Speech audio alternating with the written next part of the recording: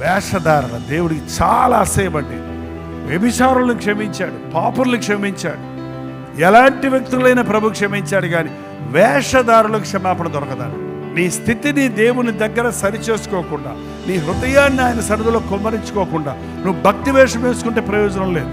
హృదయం కడుక్కోకుండా, హృదయాన్ని శుద్ధి చేసుకోకుండా, మనసాక్షిని సరి చేసుకోకుండా నువ్వు చర్చికి వచ్చిన ప్రయోజనం లేదు. చర్చిలో కూర్చొని నువ్వు గంటలు గంటలు వాక్యమన్న ప్రయోజనం ఉండదు.